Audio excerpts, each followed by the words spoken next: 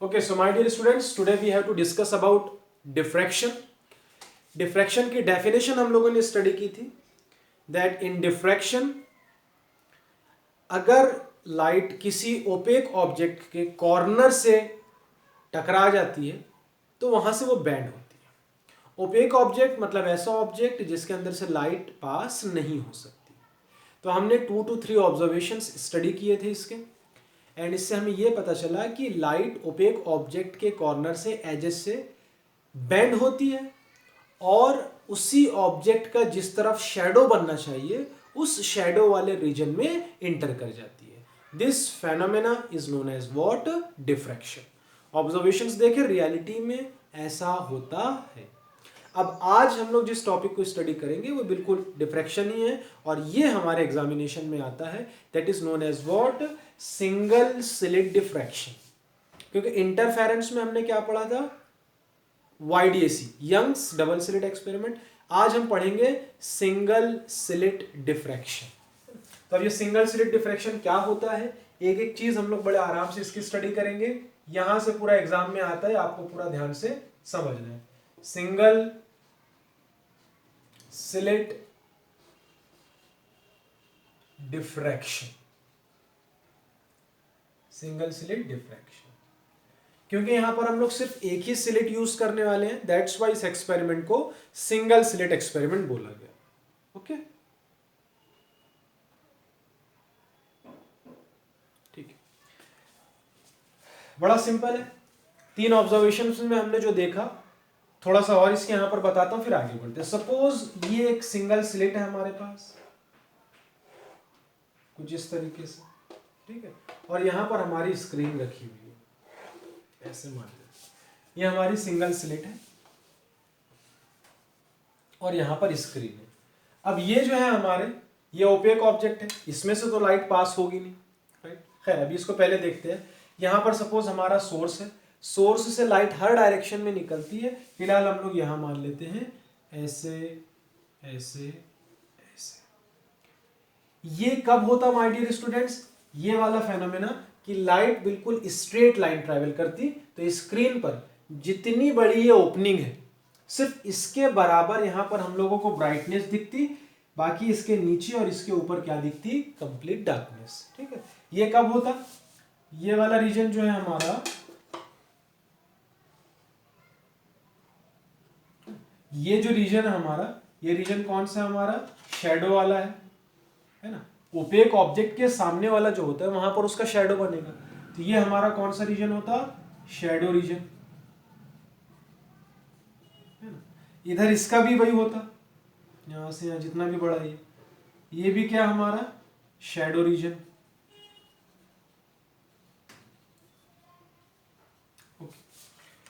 अगर light straight line में travel करती, if light travels in straight line, if light travels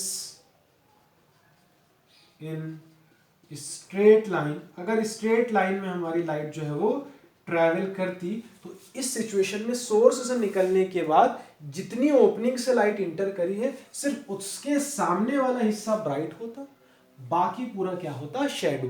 कब? जब लाइट हमारी क्या होती? Travels as per straight line, correct. But reality में क्या हुआ, इसी का एग्जांपल ले लेते हैं, ठीक है, इसी का एग्जांपल ले लेते हैं। रियलिटी में हुआ ये कि यही स्लिट ले लेते हैं हम लोग, है ना, इधर बना लेता हूं मैं ताकि थोड़ा क्लियर हो जाए। रियलिटी में हुआ ये माय डियर्स, यहां पर हमारी स्क्रीन है, ये हमारी स्क्रीन, तो ये हमारी ओपनिंग है, ठीक, और ये स्क्रीन है। If light travels in straight line, तो सिर्फ इतने में ब्राइटनेस होती, बाकी यहां से लेकर पूरा ऊपर डार्क, यहां से लेकर पूरा डार्क, सिर्फ इतना हिस्सा जो है वो हमारा ब्राइट होता। बट रियलिटी में ऐसा नहीं हुआ। मतलब एक्सपेरिमेंट जब हुआ तो एक्सपेरिमेंट में हमने इसी चीज को नोटिस किया कि सिर्फ इतना ही पोर्शन लाइट अप नहीं होता। यहां पर सोर्स है, सोर्स से लाइट निकल रही है, दैट इज ओके, स्ट्रेट तो जाएगी ही जाएगी, इसका कोई प्रॉब्लम नहीं है। बट हमने क्या देखा, जब लाइट यहां से जाती है ना, तो लाइट इस ओपेक ऑब्जेक्ट के कॉर्नर से या मान लो ऐसा मान लो, ऐसे लाइट तो ऐसे ही जा रही होगी सोर्स से हर डायरेक्शन में, तो लाइट इस ओपेक ऑब्जेक्ट के कॉर्नर से टकराकर इसका यहां पर क्या बनता है, शैडो रीजन।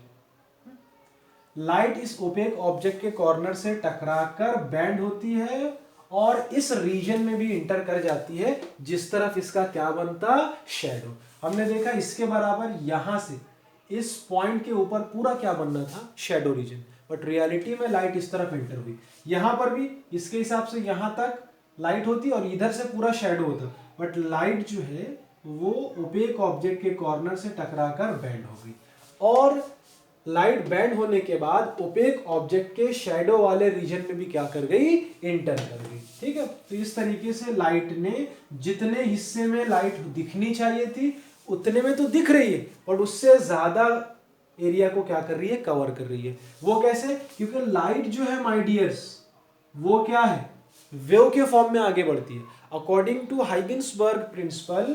ठीक है, sorry, according to Huygens principle, wave front पर अवेलेबल जितने भी पॉइंट्स है, वी कांट से कितने हैं, it may be infinite, but जितने भी पॉइंट्स है, they acts a new source of disturbance simply known as secondary source of light, और ये अपनी लाइट को क्या करते हैं, एमिट करते हैं। ठीक है, तो ये फेनोमेना हमने 3 ऑब्जर्वेशंस में देखा है।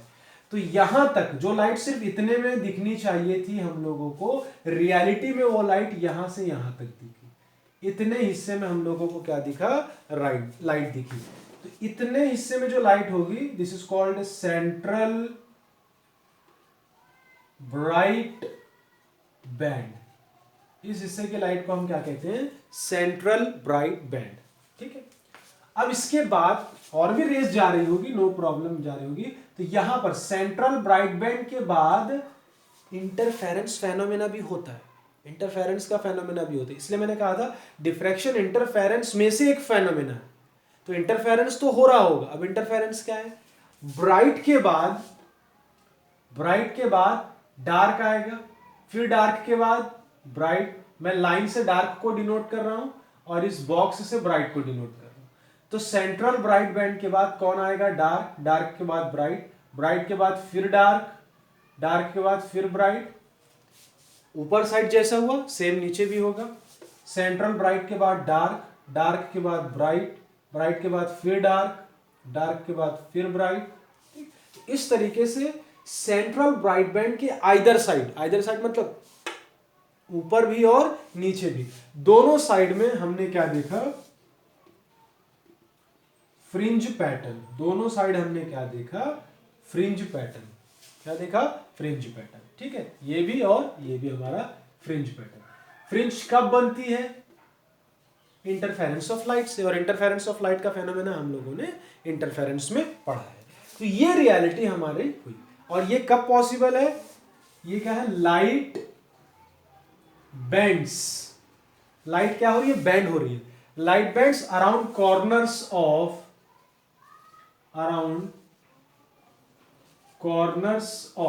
ये क्या है, हमारे ओपेक ऑब्जेक्ट्स।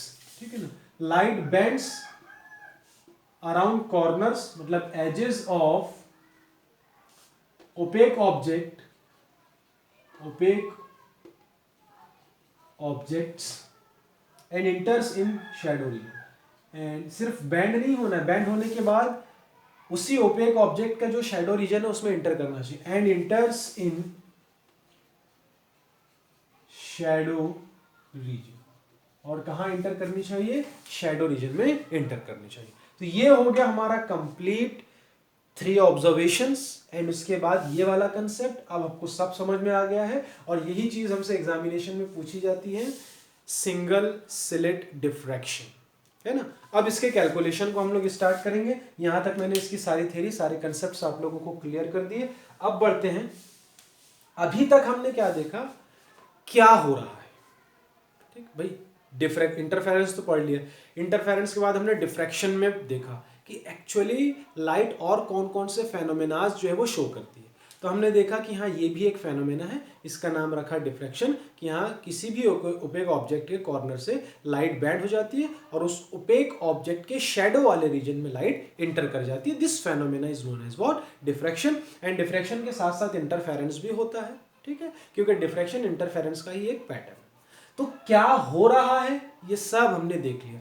अब हम लोगों को ये पढ़ना है कि क्यों हो रहा है और कैसे हो रहा है, वाई एंड हाउ। अब इसका आंसर हम लोगों को इसके कैलकुलेशन में मिलने वाला है। इसमें बहुत सारी बातें आप लोगों को पता चलेगी, जैसे इंटरफेरेंस पैटर्न में जो फ्रिंज पैटर्न आता है, या इंटरफेरेंस में जो फ्रिंज पैटर्न आता है, central bright, dark, first bright, है ना, फिर डार्क, ब्राइट, डार्क, इसी तरीके से नीचे भी सेंट्रल ब्राइट के बाद dark bright, dark bright, dark bright.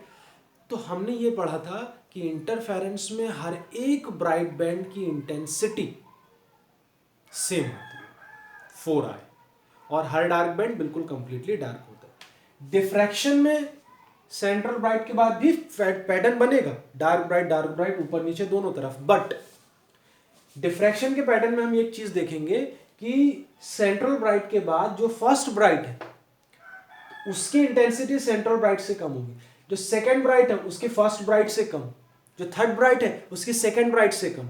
तो यहां पर इंटेंसिटी धीरे धीरे डिक्रीज होती जाएगी। जैसे जैसे आप सेंट्रल ब्राइट बैंड से दूर जाते जाओगे दोनों साइड में, लाइट की इंटेंसिटी जो है, जो बैंड की इंटेंसिटी है, वो धीरे धीरे क्या होती जाएगी, डिक्रीज होती जाएगी। इसका ग्राफ भी हम लोग स्टडी करेंगे और ऐसा क्यों हो रहा है ये भी हम लोग इसमें पूरी तरीके से जानेंगे। ठीक है, तो आगे बढ़ते हैं माय डियर्स, अगले कंसेप्ट की ओर। सिंगल स्लिट को ही हम लोगों को पढ़ना है। ठीक है,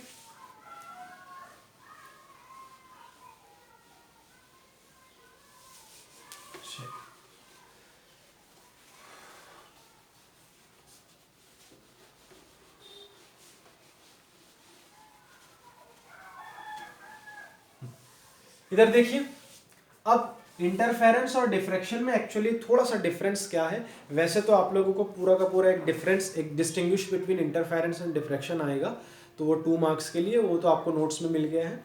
एंड नोट्स आप लोगों को इस चैप्टर के कंप्लीट सेंड कर दिए गए हैं।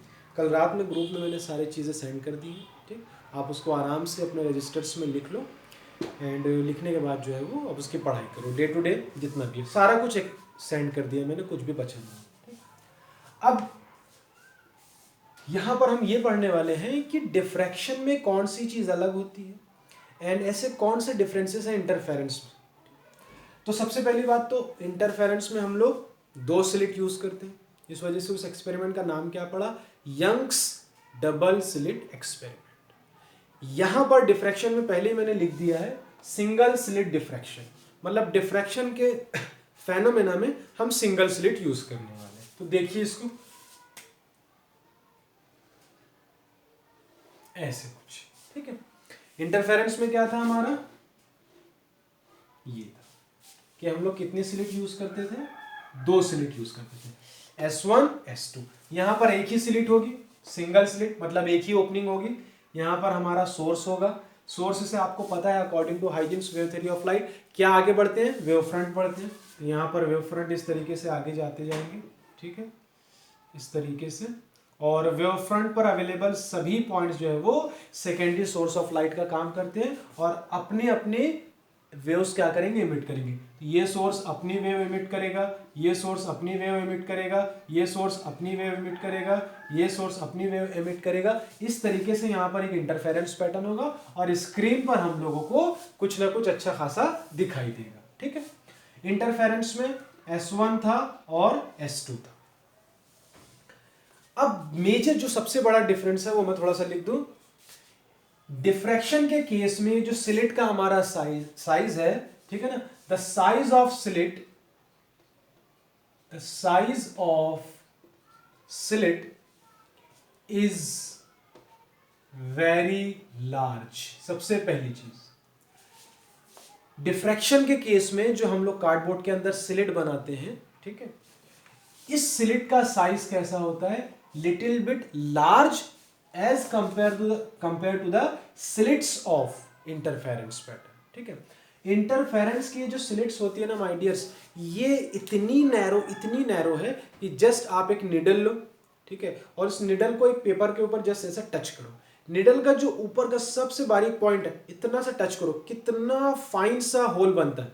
उससे भी छोटी स्लिट हम लोग किस में लेते हैं, इंटरफेरेंस के कंसेप्ट में, है ना। तो इंटरफेरेंस के कंपैरिजन में डिफ्रैक्शन वाले में जो स्लिट होती है वो लिटिल बिट लार्ज होती है। तो इससे क्या होता है, इंटरफेरेंस के केस में इतनी छोटी स्लिट ली हम लोगों ने कि ऑलमोस्ट ऐसा बनाया या ऐसा सोचा हमने कि इस स्लिट से सिर्फ और सिर्फ, या इस स्लिट के अंदर अगर वेव फ्रंट भी जा रहा होगा ऐसे, तो इस स्लिट पर सिर्फ एक ही सोर्स ऑफ लाइट जो है वो बन सकता है, या एक ही सोर्स ऑफ लाइट यहां पर एडजस्ट हो सकता है, एक से ज्यादा नहीं हो सकते। इतना छोटा हम लोगों ने बनाया, बाकी होंगे लेकिन बाकी से लाइट निकलेगी, टकरा के वापिस आ जाएगी। स्लिट के सामने सिर्फ और सिर्फ एक ही होल, एक ही सेकेंडरी सोर्स आ सकता है। ठीक, यहां पर भी सेम, अगर वेव फ्रंट की लैंग्वेज में बात करें तो हमने स्लिट इतनी छोटी बनाई कि स्लिट की ओपनिंग के हिसाब से सिर्फ उसके अंदर से एक ही सेकेंडरी सोर्स पास हो सकता है, दूसरा नहीं। तो इंटरफेरेंस में हमने सोचा कि बस यहां पर एक सोर्स है, मतलब ये एक सोर्स है और ये एक सोर्स है। तो इंटरफेरेंस वाले केस में कितने सोर्स हुए, सिर्फ 2 सोर्स हुए। ठीक है। डिफ्रैक्शन वाले पैटर्न में स्लिट इतनी बड़ी थी कि स्लिट के सामने जब वेव फ्रंट आया तो according to Huygens principle and Huygens wave theory of light, each and every particle या source, each and every particle present on the secondary wavelength is behave like a secondary source of light। और ये opening इतनी बड़ी थी कि इस opening के अंदर, इस ओपनिंग इतनी बड़ी थी कि इस ओपनिंग के अंदर इनफाइनाइट सोर्सेस आ गए। कितने सोर्सेस आ गए, इनफाइनाइट। तो इन दो चीजों को बहुत ध्यान से आपको समझना है डिफ्रैक्शन और इंटरफेरेंस के केस में। यहां पर स्लिट्स इतनी छोटी थी कि बस उसके अंदर एक ही सोर्स आ सकता है। S1 में भी सिर्फ एक सोर्स, S2 में भी सिर्फ एक सोर्स। डिफ्रैक्शन में इतनी बड़ी थी कि वेव फ्रंट जब उस तक पहुंचा तो वेव फ्रंट पर हमें मालूम है बहुत सारे यानी पॉइंट्स होते हैं, पार्टिकल्स है, जो भी बोलिए, और वो सेकेंडरी सोर्स ऑफ लाइट की जैसे एक्ट करते हैं। तो यहां पर जैसे मैंने बनाया तो ये इतना पोर्शन इस वेव फ्रंट का इसके सामने पड़ा। सपोज मैंने यहां पर कुछ पॉइंट मतलब बनाए हैं, कुछ सोर्सेस 5 दिख रहे हैं, रियलिटी में कितने होते हैं, इनफाइनाइट। तो डिफ्रैक्शन में कितने सोर्सेस होते हैं, इन डिफ्रैक्शन,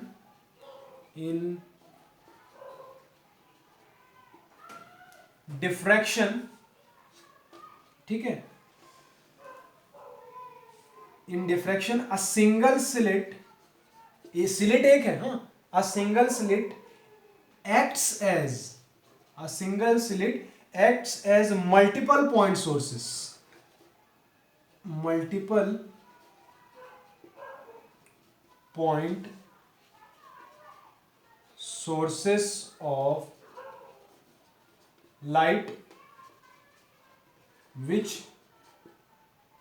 इंटरफियर ऑन स्क्रीन। ठीक है।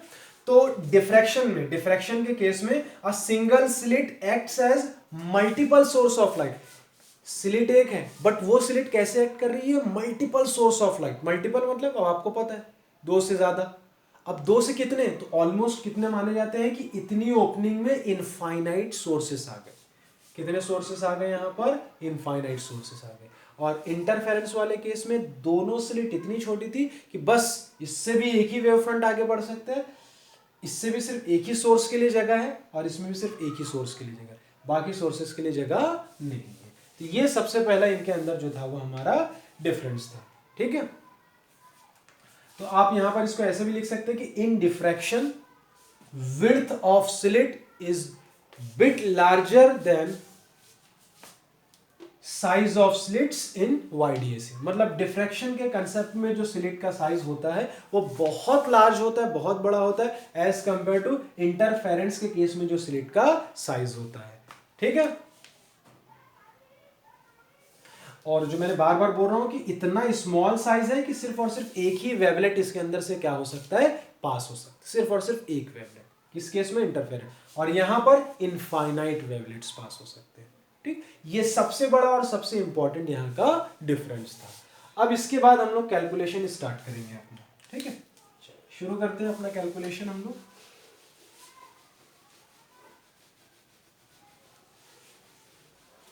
ये कंसेप्ट्स बहुत इंपॉर्टेंट है, अदरवाइज मैं आपको रटा सकता था कि ऐसे से ऐसा, वैसे से वैसा कर लो, बट फील थोड़ा आना ज़रूरी है, ठीक है। चलो, और सिंगल स्लिट में मैंने जो बताया था ओपनिंग में वेव फ्रंट है, तो मैं आपको समझाने के लिए कुछ नंबर्स की हेल्प लूंगा, बट आपको क्या मानना है कि उस स्लिट के अंदर जितनी भी बड़ी ओपनिंग होगी कितने सोर्सेस है, इनफाइनाइट सोर्स, अप्रोक्सीमेटली, प्रॉक्सी क्या वो इनफाइनाइट होते हैं, हम काउंट तो कर नहीं सकते, तो हम मान लेते हैं कि वो इनफाइनाइट सोर्सेस ऑफ लाइट है, ठीक है। चलो शुरू करते हैं माय डियर्स। अब सबसे पहला हमारा कंसेप्ट, सिंगल स्लिट बनाएंगे, है ना, और यहां पर हमारी होगी स्क्रीन। मैं आपको समझाने के लिए कुछ नंबर्स का इस्तेमाल करूंगा, ठीक है, बट नंबर्स के चक्कर में पढ़ना नहीं है, क्योंकि यहां पर मैं कितने सोर्सेस मान चुका हूं, इनफाइनाइट सोर्सेस मान चुका। क्या हो गया, ये ठीक है, ये हमारी screen, this is what are, ये हमारी स्क्रीन है, ठीक है।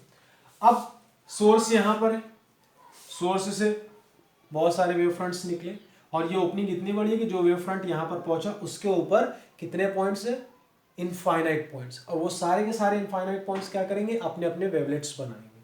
तो मान लेते हैं कि यहां पर इनफाइनाइट नंबर ऑफ पॉइंट्स है, इनफाइनाइट नंबर ऑफ पॉइंट्स, उसको मैं थोड़ा सा ऐसे शो कर रहा हूं, जितने भी पॉइंट्स इसमें बन जाए, बट मैं आपको ऐसे शो कर रहा हूं कि कितने पॉइंट्स है ऑलमोस्ट इसके अंदर, इनफाइनाइट नंबर ऑफ पॉइंट्स है।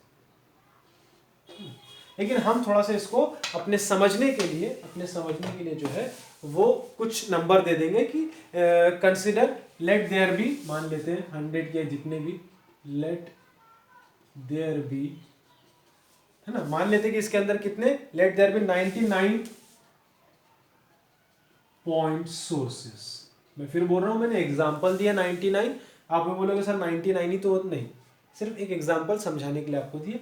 Let there be 99 point sources at slit opening, slit की ओपनिंग पर टोटल कितने पॉइंट सोर्सेस मान लिए हमने, अप्रोक्सीमेटली, अप्रोक्स, वैसे तो इनफाइनाइट होते हैं, ठीक है।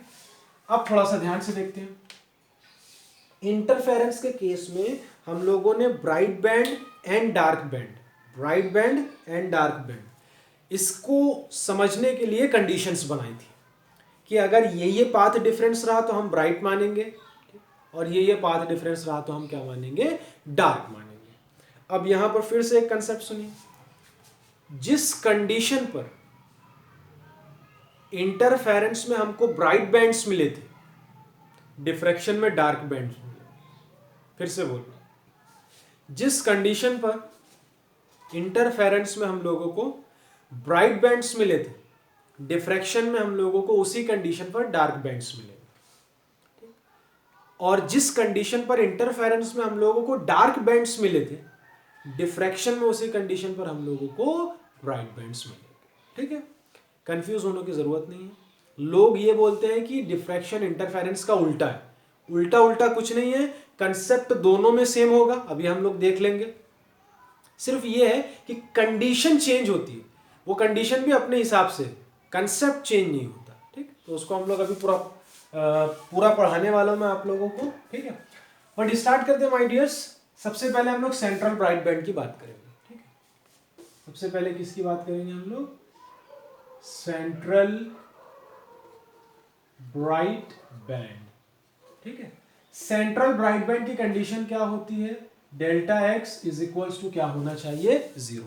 ये डेल्टा एक्स क्या था हमारा, ये डेल्टा एक्स था हमारा पाथ डिफरेंस, डेल्टा एक्स क्या था हमारा, पाथ डिफरेंस।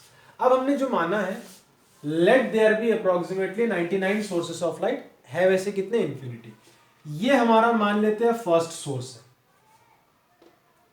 ये हमारा कौन सा सोर्स है, फर्स्ट सोर्स, और ये वाला मान लेते हैं कि हमारा 99 सोर्स है ना। अब मुझे ये बताइए जरा, बीच वाले से तो लाइट जो यहां पर पहुंचेगी वो पहुंचेगी, उसका कोई प्रॉब्लम नहीं, ठीक है। ये तो यहां पर पहुंचेगी ही पहुंचेगी, इट हैज नो प्रॉब्लम, इसमें यहां पर पहुंचेगी। अब जरा ध्यान से सुनो, फर्स्ट सोर्स से जो लाइट निकली, फर्स्ट सोर्स से जो लाइट निकली और 99th सोर्स से जो लाइट निकली, इन दोनों के बीच में पाथ डिफरेंस कितना होगा? फर्स्ट सोर्स से जो लाइट निकली और 99 से, क्योंकि फर्स्ट और 99 सेंट्रल ब्राइट बैंड से दोनों का पाथ देखो, तो जितना पाथ फर्स्ट सोर्स का सेंट्रल ब्राइट बैंड से उतना ही पाथ 99th सोर्स का भी सेंट्रल ब्राइट से। आप चाहे तो इसको बनाकर आप लोग ऐसे देख सकते हैं, ठीक है, यहां पर वो और ऐसे बना दिया, ठीक है। मान लो एग्जांपल दे रहा हूं, अगर ये 60 सेंटीमीटर ट्रैवल किया है 99 टू सेंट्रल ब्राइट, तो इसने भी कितना ट्रैवल किया होगा? 69 ही ट्रैवल किया होगा।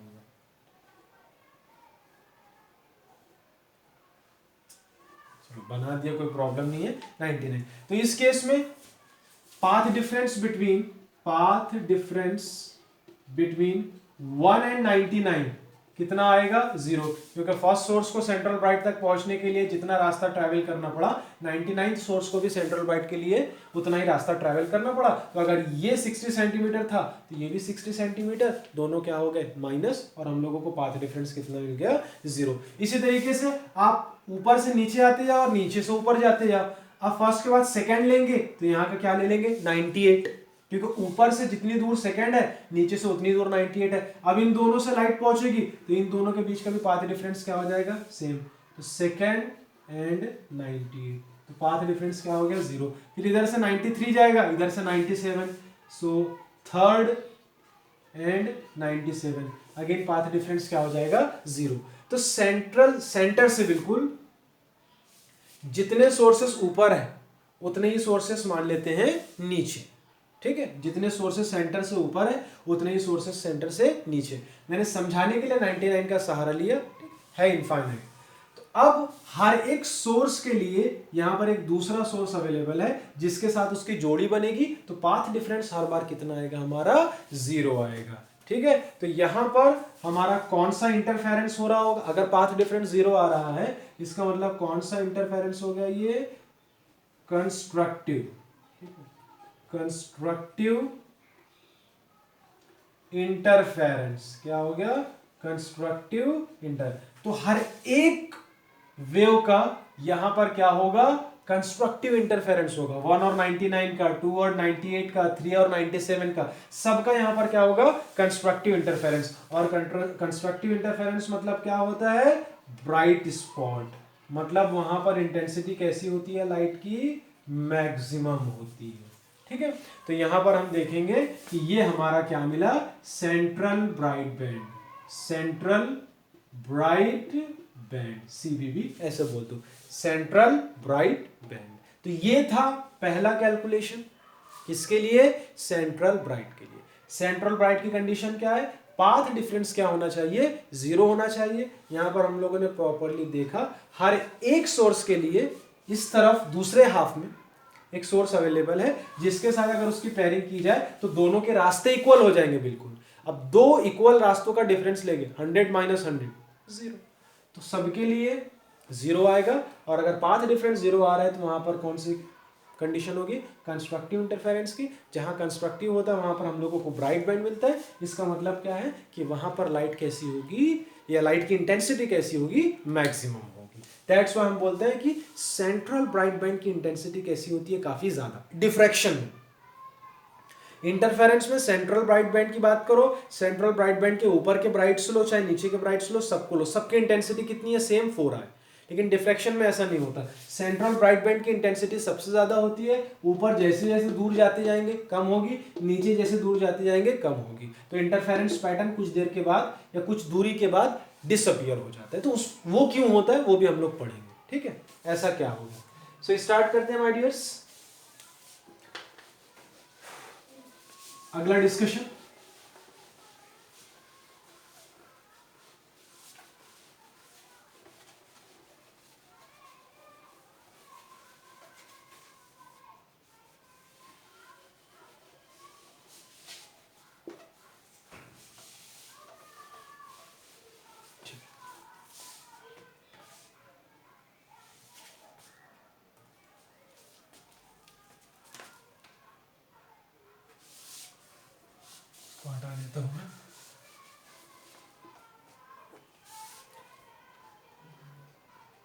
Location of dark fringes. Bright करो डार्क करो, पहले जो करना है आपको, कोई प्रॉब्लम नहीं है। लोकेशन ऑफ डार्क फ्रिंजेस, ठीक है। अब इसमें सबसे पहले हम लोग निकालेंगे फर्स्ट डार्क,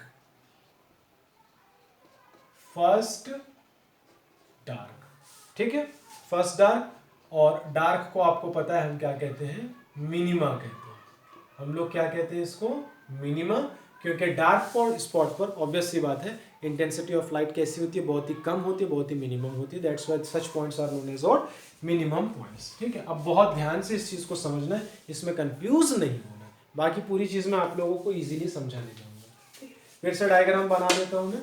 अब ये डायग्राम एक ही बार हम लोग बनाएंगे और बार बार जो है वो कैलकुलेशन करेंगे। तो इस तरफ मैं यहाँ पर थोड़ा सा बीच में ले लेता हूँ ताकि आपको समझा पाऊँ। ये ले ली हम लोगों ने हमारी स्क्रीन, ठीक है।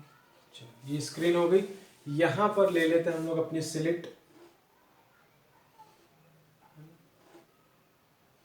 यहां पर ले ली हम लोगों ने अपनी सिंगल स्लिट। और जो मैंने अभी बताया, मान लेते हैं इनफाइनाइट पॉइंट्स है इसके अंदर, इनफाइनाइट सोर्सेस ऑफ लाइट है,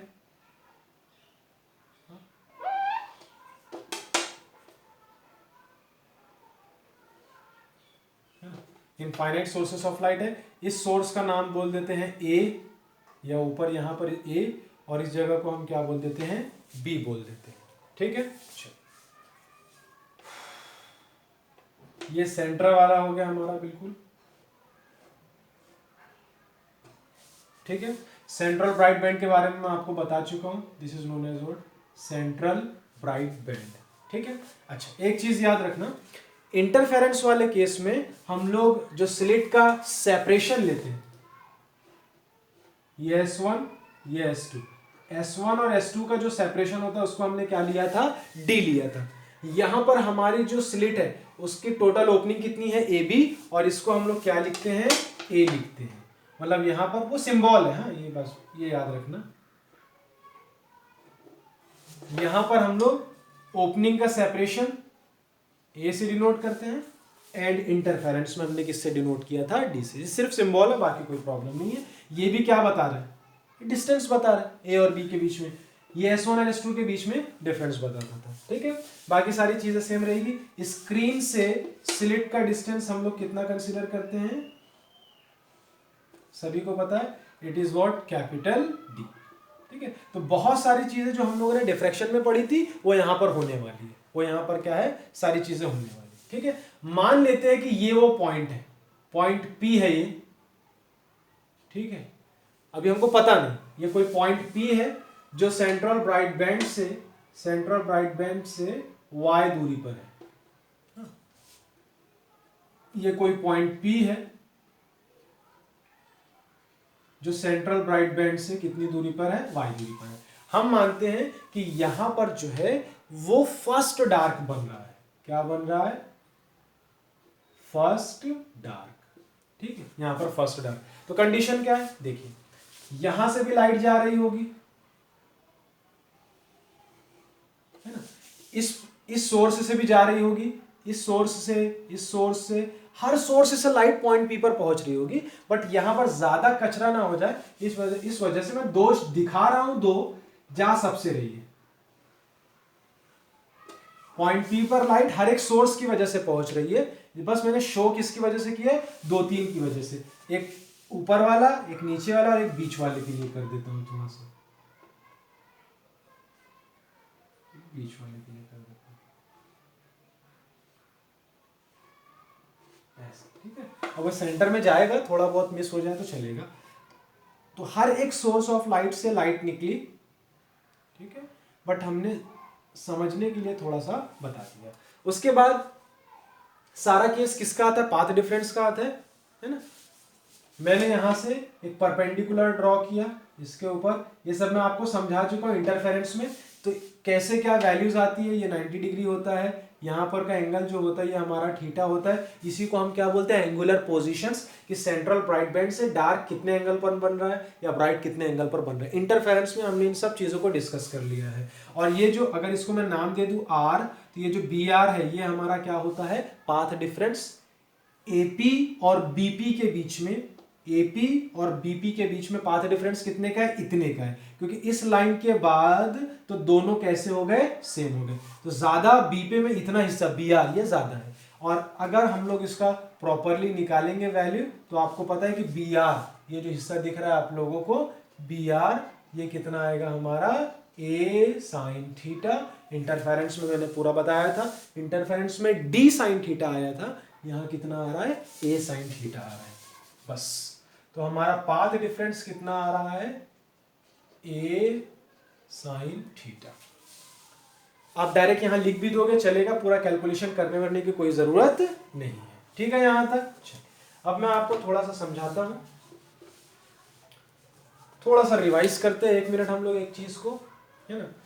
क्या है, इंटरफेरेंस में हम लोगों को ब्राइट बैंड्स के लिए जो पाथ डिफरेंस मिला था, ठीक है, वो क्या था, delta x is equals to 0 lambda 2 lambda up to so on N lambda. ये कंडीशन किसके लिए थी माय डियर्स, ये कंडीशन थी ब्राइट के लिए। ये कंडीशन किसके लिए थी, ब्राइट के लिए। और डार्क के लिए क्या कंडीशन थी, डार्क के लिए था delta x is equals to lambda by 2, 3 lambda by 2, 5 lambda by 2 up to so on 2n minus 1 lambda by 2। ये कंडीशन थी डार्क की। ये जो ब्लैक से मैंने लिखा है ये किसकी कंडीशन है, इंटरफेरेंस की कंडीशन है, ये याद रखना। ये कंडीशन किसकी है, हमारे इंटरफेरेंस की कंडीशन। ठीक है, अब डिफ्रैक्शन में क्या होगा, कंसेप्ट उल्टा नहीं होगा, ये याद रखना। डिफ्रैक्शन में कंसेप्ट उल्टा नहीं होगा, सिर्फ कंडीशन हमको लग रहा है यार जो कंडीशन पर इंटरफेरेंस में ब्राइट बनता था, डिफ्रैक्शन में वही कंडीशन पर डार्क बन रहा है, तो हमको लगता है, लेकिन अंदर कंसेप्ट वही है, कंसेप्ट में कोई गड़बड़ नहीं है। कैसे, आइए मैं समझाता हूँ। सो मैं यहां पर आपको लेते हैं हम लोग, देखिए अगर बीपी माइनस एपी हम लोग लेते, बीपी माइनस एपी, तो बीपी माइनस एपी ये हमारा क्या हो गया, पाथ डिफरेंस हो गया। और बीपी माइनस एपी की वैल्यू कितनी आती है, बी आर, क्योंकि आपको दिख रहा है बीपी बड़ा है और एपी छोटा है, तो बीपी माइनस एपी ये हमारा क्या हो गया, पाथ डिफरेंस, और ये क्या आ गया, बी आर। ठीक है, और पाथ डिफरेंस को हम लोग किससे डिनोट करते हैं, डेल्टा एक्स, तो डेल्टा एक्स कितना हो जाएगा हमारा, B R. BP minus AP path difference है, पाथ डिफरेंस को डेल्टा एक्स से डिनोट करते हैं, पाथ डिफरेंस कितना आया, बी आर, तो डेल्टा एक्स की वैल्यू कितनी आई, बी आर। बी आर की वैल्यू हम लोगों ने पहले से निकाल रखी है, निकालेंगे उसको, कोई बात नहीं। Delta x is equals to, समझो ध्यान से। अब अगर हम लोग किसकी कंडीशन कर रहे हैं, फर्स्ट डार्क की, फर्स्ट डार्क। अब हम क्या देख रहे हैं कि इंटरफेरेंस में जहां पर डार्क हुआ था, इंटरफेरेंस में जहां पर डार्क हुआ था, तो इंटरफेरेंस में फर्स्ट डार्क कहां पर मिला था, लैम्डा बाय 2 पर। तो आपको लग रहा है डिफ्रैक्शन में भी फर्स्ट डार्क कहां पर मिल जाएगा, लैम्डा बाय 2 पर। ये कंडीशन गलत है। फर्स्ट डार्क इंटरफेरेंस में कहां पर मिला था, लैम्डा बाय 2 पर। फर्स्ट डार्क डिफ्रैक्शन में लैम्डा बाय 2 पर नहीं मिलेगा। ठीक है, कैसे मिलेगा वो बताओ, तो कहां मिलेगा, तो मिलेगा बीपी माइनस एपी। अब मैं इसको समझा चुका हूं, मैं सीधा सीधा चलता हूं। बीपी माइनस एपी मतलब पाथ डिफरेंस हमारा कितना है, डेल्टा एक्स। फर्स्ट डार्क के लिए, फर्स्ट डार्क के लिए, फर्स्ट डार्क के लिए जो हमारी कंडीशन है, ठीक है, यहां लिख देता हूं मैं, for first dark path difference must be, path difference किससे डिनोट करते हैं, delta X. Delta x is equals to क्या होना चाहिए, लैम्डा। तो देखो फर्स्ट डार्क के लिए, फर्स्ट डार्क के लिए मैं पाथ डिफरेंस कितना ले रहा हूं, लैम्डा। लैम्डा तो इंटरफेरेंस में ब्राइट के लिए होता है, बट अभी आराम से समझेगा पूरा, लेकिन ये सच है, पहले ये मानो। फर्स्ट डार्क डिफ्रैक्शन में, फर्स्ट डार्क डिफ्रैक्शन में किस कंडीशन पर मिलता है? लैम्डा पर। जीरो मत पुट करना, क्योंकि जीरो पहले ही अभी delta x is equals to zero लिया था, इसके पहले वाला जो केस समझा है, और delta x is equals to zero पर हमें क्या मिला? Central bright band. तो delta x is equals to zero, वो ब्राइट की कंडीशन सही होगी, ठीक। लेकिन फर्स्ट डार्क हम लोगों को कहां पर मिलेगा? लैम्डा पर। अब ये कैसे होगा देखते हैं। हम मानते हैं let there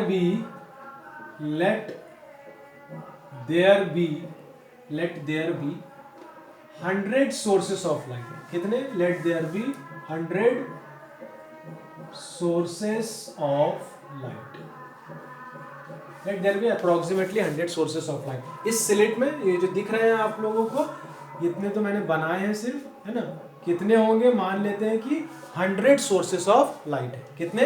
100 sources of light. तो यहां पर मैं बनाता हूं, 100 तो नहीं बनाऊंगा मैं, सिर्फ कुछ बनाऊंगा, ठीक है। ऐसे समझाने के लिए मान लिया मैंने कि ये 100 सोर्सेस ऑफ लाइट है। ये हो गया हमारा फर्स्ट, और ये हो गया हमारा 100। ये हो गया हमारा फर्स्ट, और ये हो गया हमारा 100। अब क्या होगा? मैंने कहा पाथ डिफरेंस कितना लिया है मैंने? लैम्डा। पाथ डिफरेंस कितना लिया है? लैम्डा। तो किसके बीच में? लैम्डा, ये जो पाथ डिफरेंस है, ये पहले और 100 वाले के बीच में है। कितने वाले के बीच में? पहले और 100। तो पहले और 100 वाले के बीच में टोटल पाथ डिफरेंस कितने का है? लैम्डा का। चलो मान लिया, ये कंसीडर किया हमने। तो टोटल कितने सोर्सेस है? 100 सोर्सेस है। 100 सोर्सेस में ये वाला जो है हमारा, 1 2 3 4 5 6 7 8, और बना लेते हैं 10 11, एक सेकंड, इसको ज़्यादा हो जाएगा, 1 2 3 4 5, इसको पकड़ लेते हैं, 1 2 3 4 5, ठीक है। ये वाला सोर्स हमारा बिल्कुल कहां पर आ रहा है? 50 पर आ रहा है, ठीक है। समझिए इसको, बड़े आसानी से समझेगा। कितने सोर्सेस है टोटल? मान लेते हैं 100 सोर्सेस। होते कितने हैं रियलिटी में? इनफाइनाइट होते हैं। टोटल कितने मान लिए हम लोगों ने? 100 सोर्सेस ऑफ लाइट। पहले सोर्स और आखिरी सोर्स के बीच का पाथ डिफरेंस हमने कितना माना? लैम्डा। कितना माना? लैम्डा। इसका मतलब यह है कि अगर पहले और आखिरी के बीच में लैम्डा है, तो पहले से लेकर 50 के बीच में कितना होगा? Lambda by 2, right. और 50 से लेकर 100 के बीच में अगेन कितना होगा? Lambda by. जब टोटल लैम्डा है भाई, एक लाइन अगर 100 सेंटीमीटर की है, तो बीच से उसको कट करेंगे तो आधी लाइन 50 सेंटीमीटर की, आधी लाइन 50 सेंटीमीटर की, राइट। तो यहां पर क्या हुआ? अगर ये टोटल पाथ डिफरेंस हमारा 100 का है, फर्स्ट और 100 वाले के बीच में, है ना, टोटल कितना है? लैम्डा का। तो आधे आधे में फर्स्ट से लेकर 50 तक लैम्डा बाय 2, और फिर 50 से लेकर 100 तक लैम्डा बाय 2, ठीक है। अब हमारी कंडीशन क्या माय डियर्स? बहुत ध्यान, मैंने कहा था ना, लिखने में उल्टा दिखेगा, कंसेप्ट उल्टा नहीं होगा। हमको पता है डार्क कहां पर होता है? जब lambda by 2, 3 lambda by 2, 5 lambda by 2। और ब्राइट कहां पर होता है? जब 0 lambda 2 lambda. Condition delta X की आपको लैम्डा दिख रही है, हमको लग रहा है यार लैम्डा है तो ब्राइट होना चाहिए था। ये तो डिफ्रैक्शन में हम लोग लैम्डा लिख रहे हैं और वहां पर डार्क हो रहा है। लिखने में लैम्डा दिख रहा है, बट अंदर घुसो, कंसेप्ट को देखो, यहां पर देखो माय डियर्स, यहां पर देखो। सिर्फ पेयरिंग अगर हम लोग करेंगे, पेयरिंग करेंगे और इस तरफ डेल्टा एक्स लिखेंगे, पाथ डिफरेंस, तो 1 एंड 100 के बीच में कितना होगा पाथ डिफरेंस? लैम्डा। बाकी फर्स्ट एंड 51, पहला और 51, भाई 50 पर लैम्डा बाय 2 होता है ना, आधे आधे पर। तो 1 एंड 51 की अगर पेयरिंग करेंगे, 1 और 51 की, तो 51 माइनस 1 कितना आएगा? 50। तो इसके और इसके बीच में कितना हो जाएगा? Lambda by 2। इसी तरीके से 2 एंड 52 की करेंगे तो भी कितना आएगा? हर बार डिफरेंस कितने का आना चाहिए? 50 का। 3 एंड 53 का करेंगे तो कितने का आएगा हमारा? Lambda by 2। 4 एंड 54 का करेंगे तो लैम्डा बाय 2, ठीक है। उसके बाद 49 एंड 99 का करेंगे तो लैम्डा बाय 2। अब ये मत बोलना सर 100 बच गया, मैंने पहले बताया नंबर्स के चक्कर में नहीं पढ़ना है हम लोगों को, कंसेप्ट सीखना है, फील लेना है। ऐसे ना तो बोलोगे सर 50 कहाँ गया, वो 49 तो 50 कहाँ चला गया, ऐसे नहीं। मैंने पहले ही बताया कितने सोर्सेस है, इनफाइनाइट सोर्सेस है। आपको समझाने के लिए मैंने 100 लिए, तो आप बोलोगे सर एक तो छूट गया, छूटा उटा नहीं, उसका भी कोई ना कोई अल्टरनेटिव प्रेजेंट जरूर होगा। तो ये हमारा केस हुआ माय डियर्स। अब मुझे बताओ, जब भी पाथ, मतलब क्या बोल रहा हूं मैं, पहले सोर्स से जो लाइट निकली है और 51 वाले सोर्स से जो लाइट निकली है, दोनों जब स्क्रीन पर पहुंचेंगे, पहले सोर्स और सोर्स नंबर 51, इन दोनों सोर्सेस से जब लाइट निकलेगी, तो इन दोनों सोर्सेस के बीच से जो लाइट पहुंचेगी, इन दोनों सोर्सेस के बीच का पाथ डिफरेंस कितना आ रहा है, λ/2, है ना भाई। नंबर 1 से लाइट चली, 51 से लाइट चली, ठीक है। तो 1 और 51 इन दोनों के बीच में पाथ डिफरेंस कितने का होगा, λ/2 का। और जब पाथ डिफरेंस λ/2 का होता है, तो वो जगह हमें कैसी नजर आती है, डार्क नजर आती है।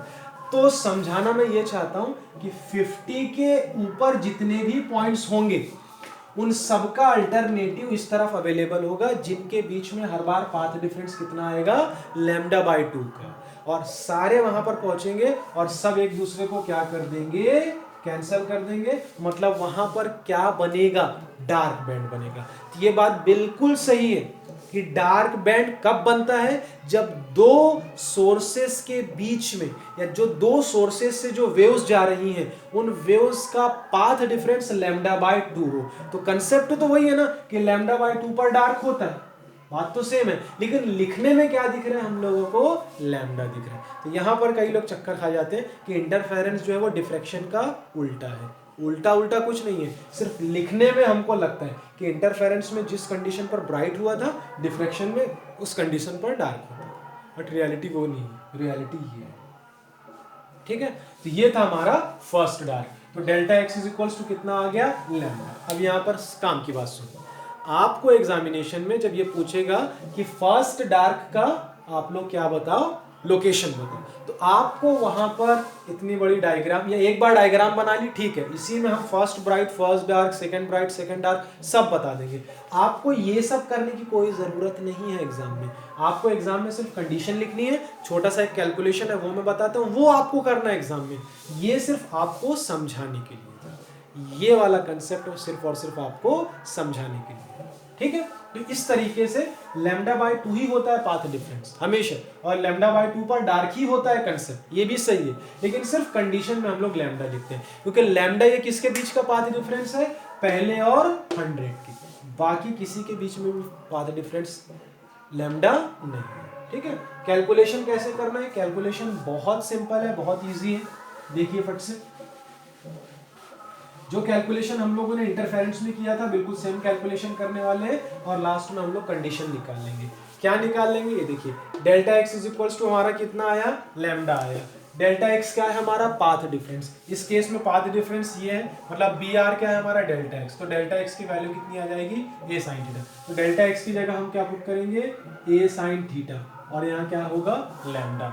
Therefore sine theta is equals to क्या हो गया, लैम्डा अपॉन ए। फिर से वही बात, अगर लैम्डा वेवलेंथ ऑफ लाइट इस ओपनिंग के कंपैरिजन में बहुत छोटी है, if wavelength of light is very very very less than A is what, opening of the slit, in this situation theta is approximately equals to what, sine theta. You can say sine theta is approximately equals to theta.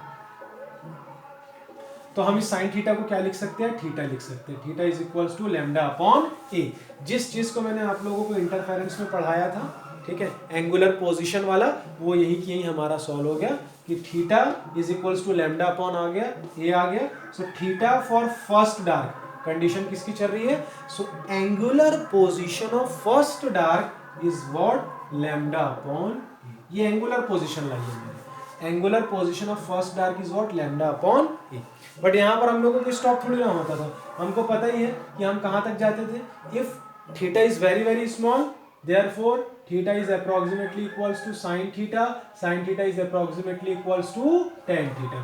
तो एक बार sine theta की जगह हमने theta put करके angular position निकाल ली, एक बार साइन थीटा की जगह हम क्या पुट करेंगे, टेन थीटा। तो यहाँ से साइन थीटा की जगह हम क्या पुट करेंगे, tan theta, is equals to क्या हो गया लैम्डा अपॉन ई। ये कब पॉसिबल है? साइन थीटा को थीटा या साइन थीटा को टेन थीटा हम कब लिख सकते हैं? When the angles are very very small. ठीक है, अब इसके बाद का केस क्या होगा? टेन थीटा निकालना है। ये है हमारा पॉइंट पी, ठीक है, ये सेंटर वाली लाइट ले लो, ये हो गया मान लेते इसको पॉइंट क्यू और ये मान लो। ठीक है, तो यहाँ पर मैं ऐसा बना देता हूँ, ये इस तरीके से, ये हमारा पॉइंट पी है, ये हमारा सेंटर ब्राइट है और यहाँ पर एंगल हमारा थीटा बन रहा है। इस पॉइंट को मान लेते हैं हम लोग क्यू मान लेते हैं।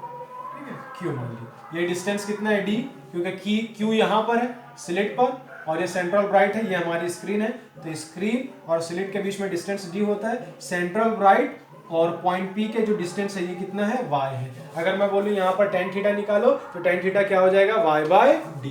टेन थीटा क्या हो जाएगा हमारा? y by D.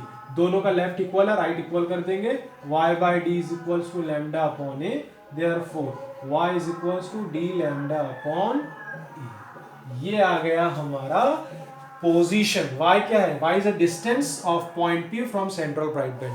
तो y डिस्टेंस पर ये किसकी कंडीशन आई? हमारी फर्स्ट डार्क की है। So this is the condition of first dark band. यहाँ पर हम लोगों ने लोकेशन, कंडीशन नहीं बोलना चाहिए, लोकेशन ऑफ फर्स्ट डार्क ये भी बता दिया आपको, and theta 1d that is angular position of first dark. तो दो चीजें मैंने यहाँ पर आप लोगों को बता दी। This is all about what? First dark. इसी तरीके से second dark, third dark up to so on nth dark तक हम निकाल लेंगे। फिर इसी तरीके से first bright, second bright, third bright. तो कल हम लोग डार्क के बारे में थोड़ा सा और डिस्कस करेंगे, डार्क के बारे में थोड़ा सा और डिस्कस करेंगे, एक दो और बता दूंगा, ब्राइट कर लेंगे तो हमारा डिफ्रैक्शन पूरा कंप्लीट हो जाएगा। ठीक है, so thank you so much my dear students. कल मिलते हैं हम लोग। ठीक है, टाइम जो भी रहेगा मैं आप लोगों को बता दूंगा। ओके।